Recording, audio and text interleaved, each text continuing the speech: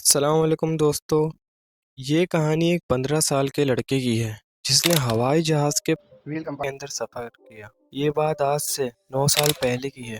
دوستو، یہ بات 2006 کی ہے جب امبر کا ایک شہر سینٹا کلارا میں دو میاں بیوی رہتے تھے جن کا ایک بچہ ان کے ساتھ رہتا تھا۔ یہ فیملی اصل میں افریقن ملک صومالیہ میں رہتی تھی۔ انہی سالوں میں ان دونوں میاں بیوی کے بیچ طلاق ہو گئی۔ دوستو، ان کا بیٹا تھا جس کی عمر 7 سال تھی، جس کا نام یحییٰ عبدی تھا۔ والدین کی علیحدگی کے بعد عدالت نے اس بچے کی ذمہ داری اس کے والد اب الہی یوسف کو دی۔ ان سب کے بیچ یحییٰ کی والدہ عبا محمد اپنے بیٹے سے علیحدہ ہونے کے بعد کافی دکھی تھیں۔ اس کے کچھ عرصے بعد اب الہی یوسف نے دوسری شادی کر لی۔ یحییٰ کی دوسری ماں ہر وقت اس لڑکے کو ڈانٹتی رہتی تھی، اس وجہ سے یحییٰ اپنی سگی والدہ کو بہت یاد کرتا تھا۔ کچھ عرصے کے بعد یحییٰ کے والد نے ایک ایسی خبر اسے دی جس کو سن کر یحییٰ کے ہوش اڑ گئے۔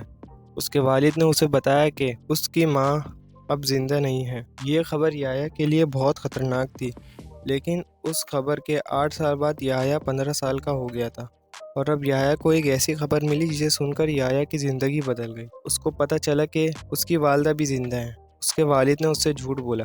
یحییٰ کو یہ بات اس کے ایک رشتہ دار نے بتائی تھی۔ پھر یحییٰ نے اپنی والدہ سے فون پر بات بھی کی۔ یحییٰ کو یقین ہی نہیں آ رہا تھا کہ اس کی والدہ زندہ ہے، لیکن یحییٰ کی والدہ ایک افریقن ملک ایتھوپیا میں رہتی تھی۔ یحییٰ اب ہر وقت یہ سوچتا تھا کہ وہ اپنی والدہ سے کیسے ملے۔ لیکن 20 اپریل 2014 کا دن تھا جب یحییٰ اپنے گھر سے بھاگ نکلا۔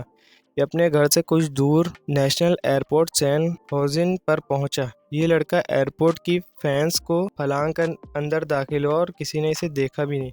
اس کا پلان تھا کہ یہ جہاز سے جائے، لیکن جہاز کے وہیل کمپارٹمنٹ میں چھپ کر یحییٰ کو جو جہاز قریب لگا وہ جہاز میں جا کر چھپ گیا۔ دوستو، یحییٰ کو یہ بھی نہیں پتا تھا کہ یہ جہاز کہاں جائے گا۔ اس کو بس اپنی والدہ تک جانا تھا۔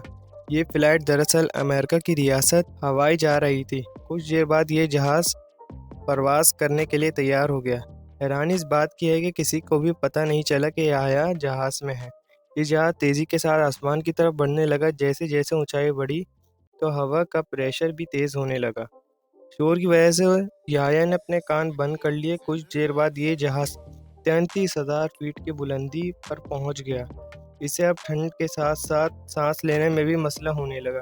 ان سب مشکلات کے باوجود یحییٰ کو اپنی والدہ سے ملنا تھا۔ دوستو، اس لڑکے نے 6 گھنٹے تک پتہ نہیں کیسے اپنے آپ کو روکے رکھا۔ جب یہ فلائٹ ہوائی پہنچی تو یہ لڑکا اپنے آپ کو ہلا بھی نہیں سکتا تھا۔ آدھے گھنٹے بعد یہ وہیل کمپارٹمنٹ سے باہر نکلا تو ان کی سیکورٹی نے اسے پکڑ لیا۔ یحییٰ کی بہت حالت خراب تھی، اسے فوراً ہاسپٹل لے جایا گیا۔